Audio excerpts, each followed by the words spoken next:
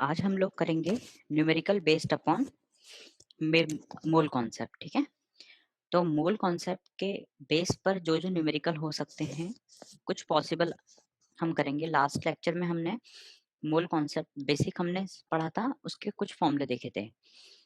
तो first question है, find the number of moles, number of molecules, number of atoms and volume of 7 gram nitrogen gas.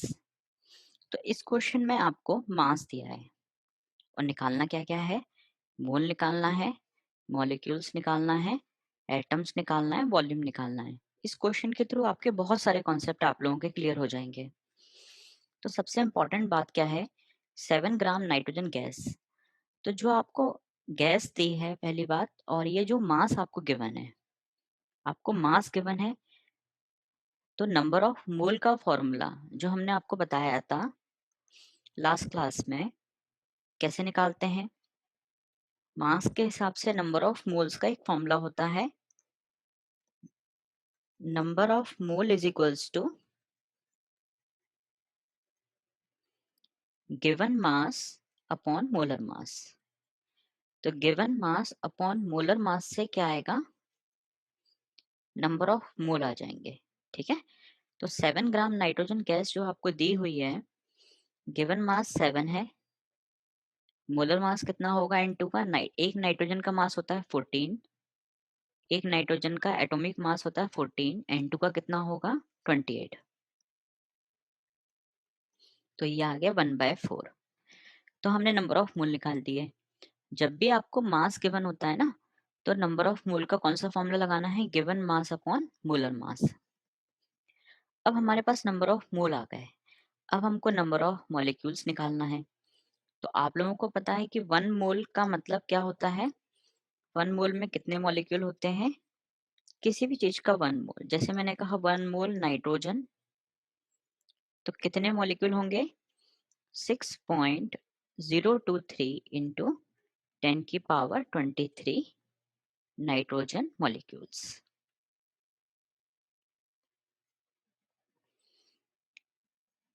तो हमारे पास अभी जो nitrogen के मोल आए वो कितने आए, 1/4 मोल नाइट्रोजन के आए हैं।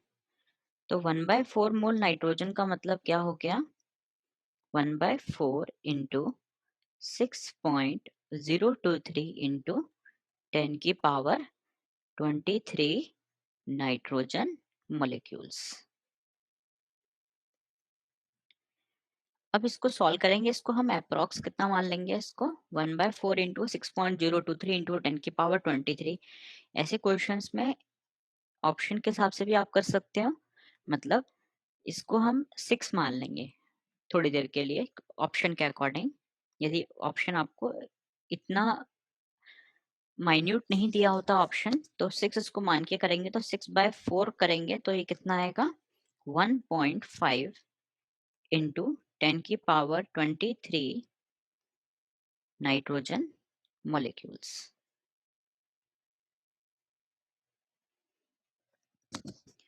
तो ये नाइट्रोजन के हमारे पास मॉलिक्यूल्स आ गए। यदि हम इसको एवोगेड्रो नंबर की टर्म्स में ही लिखना चाहें, तो आप लोगों को पता है 6.023 इंटू 10 की power 23, it is the Avogadro number which is also represented by Na। तो इसको हम ऐसे भी लिख सकते थे 1/4 इंटू Na। ये भी आंसर सही है, N2 मॉलिक्यूल्स। तो हमने N2 के मॉलिक्यूल निकाल लिए, मतलब इसको हमने Na की टर्म में लिख दिया और इसको हमने यहाँ पे सॉल्व कर दिया। यदि ऑप्शन आपको इस तरह से मिलता है तो ये टिक करना है, और आपको पूरी वैल्यू निकालना है स्कूल एग्जाम के हिसाब से, तो फिर आपको इस तरह से करना पड़ेगा। अब इसके बाद हमें एटम्स निकालना है। तो आपको पता है 1N2 मॉलिक्यूल में, एक नाइट्रोजन मॉलिक्यूल में कितने एटम होते हैं, 2 एटम होते हैं, 2 नाइट्रोजन एटम होते हैं।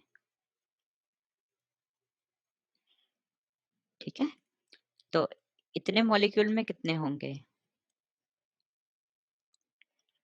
1.5 इंटू 10 की पावर 23 N2 मॉलिक्यूल्स में एक में 2 है, तो इतने में कितने होंगे? यूनिटरी मेथड 2 का मल्टीप्लाई कर दो, 2 इंटू 1.5 इंटू 10 की पावर 23 नाइट्रोजन एटम्स।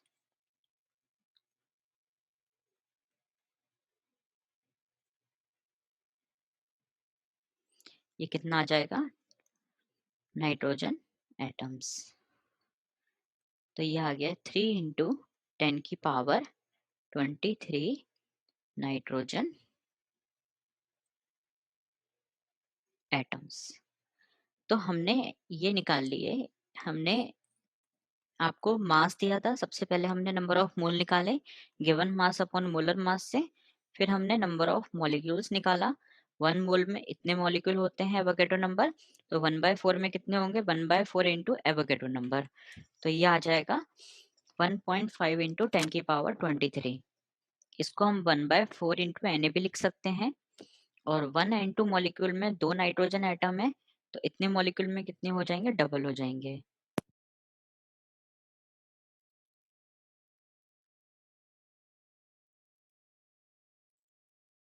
अब इसमें हमें वॉल्यूम और रह गया है, वॉल्यूम और निकालना है।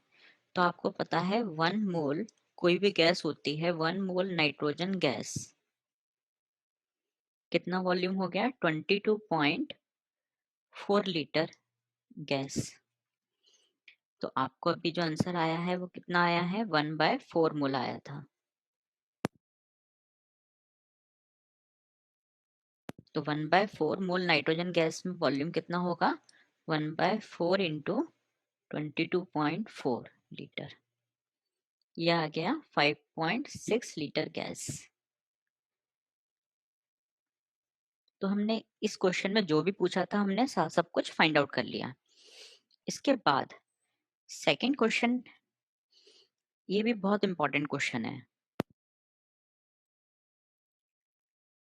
Suppose that A and B form the compounds B2A3 and B2A। ए और बी दो एटम है, दो टाइप के कंपाउंड बना सकते हैं, B2A3 एंड B2A। फिर इसमें बताया है 0.05 मोल ऑफ B2A3 का वजन वे 9 ग्राम, मतलब इतने मोल का B2A3 0.05 मोल 9 ग्राम का है, और 0.1 मोल B2A का मास कितना है? 10 ग्राम। तो हमें ए और बी का क्या निकालना है? Atomic mass, atomic weight. तो कैसे करेंगे? पहले यूनिटरी मेथड से हमें मोलर मास पता करना है B2A3 का, फिर B2A का मोलर मास पता करना है।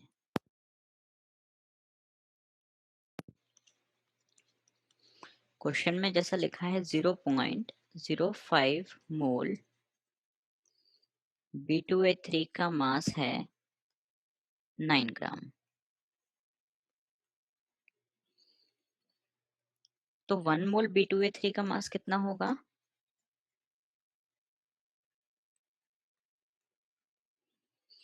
1 मोल B2A3 का मास हो जाएगा 9/0.05। ये 1 मोल B2A3 का मास हो गया। तो जब आप 9/0.05 करते हैं तो ये आता है 180 ग्राम।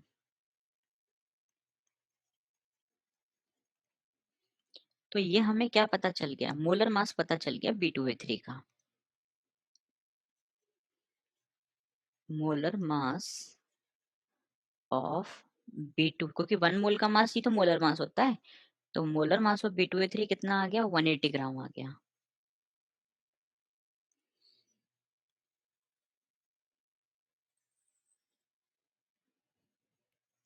सेकंड इसमें जो दिया था B2A दिया था, B2A के 0.1 मोल B2A का मास 10 ग्राम है।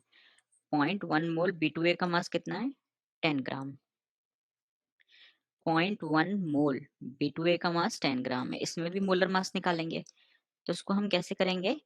0.1 मोल B2A का मास दिया हुआ है 10 ग्राम, तो 1 मोल B2A का मास कितना होगा? 10/0.1 मतलब 100 ग्राम।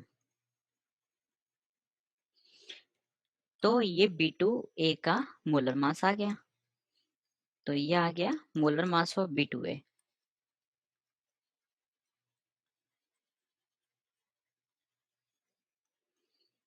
मोलर मास ऑफ B2A ये आ गया 100 ग्राम।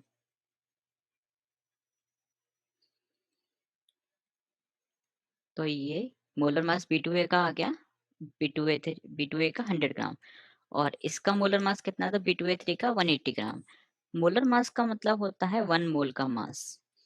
तो इसका मतलब क्या हुआ, इसका मास 100 ग्राम है, तो इसको हम ऐसे लिख सकते हैं 2B प्लस A।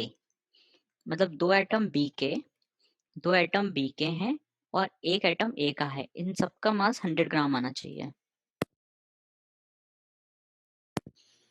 और ऊपर क्या है B2A3, तो 2 एटम बी के और 3 एटम ए के, इन सबका मास 180 आना चाहिए।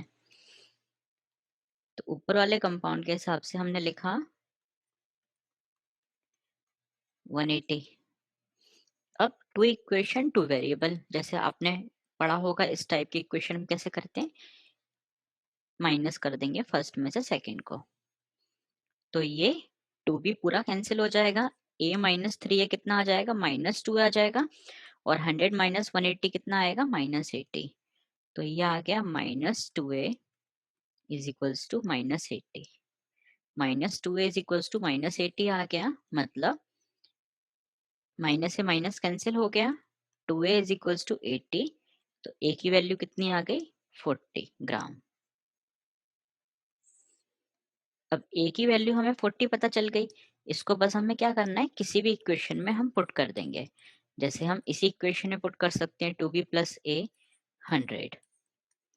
तो अभी हमने जैसा हमने करा था ऊपर 2b प्लस a 100 था, इसको हम पुट कर दें 40 100। तो 2b इज इक्वल्स टू आ जाएगा 100 माइनस 40। तो ये कितना बन जाएगा, 2b is equals to 60। b is equals to 60/2 मतलब 30 ग्राम। तो इसको हम समराइज कर देते हैं एक बार। जो हमने देखा, हमने क्या देखा, आपको क्वेश्चंस में दिया था 0.05 मोल B2A3 का वे 9 ग्राम है, 0.1 मोल B2A का वे कितना है, 10 ग्राम। और आपको क्या निकालना है, atomic weight of A and B। तो 0.05 मोल B2A3 का मास 9 ग्राम है, 1 मोल B2A3 का मास कितना होगा, 9/0.05 A180 ग्राम। तो ये 1 मोल का मास मतलब ये मोलर मास आ गया। ऐसे ही हमने क्या करना है, 0.1 मोल B2A का मास 10 ग्राम है, तो 0.1 मोल B2A का मास 10 ग्राम है, तो 1 मोल B2A का मास कितना आएगा, 10/0.1 100 ग्राम। तो मोलर मास B2A का कितना आ गया, 100 ग्राम आ गया। मोलर मास B2A का मास 100 ग्राम आ गया, मतलब 2B प्लस A 100 ग्राम हो गया, और ऊपर भी 2B plus 3A 180 gram. Two equation two variable, इस हमने first equation minus second equation करना है। तो ये पूरा कैंसिल हो जाएगा, a माइनस 3a करेंगे तो -2 आएगा, 100 माइनस 180 करेंगे तो -80 आएगा। तो a की वैल्यू इससे सॉल्व करके 40 ग्राम आ जाएगी। और इसी वैल्यू को हमने इस इक्वेशन में पुट कर दिया। तो ये आ गया कितना, इसको पुट करा और सॉल्व करा, 30 ग्राम आ गया।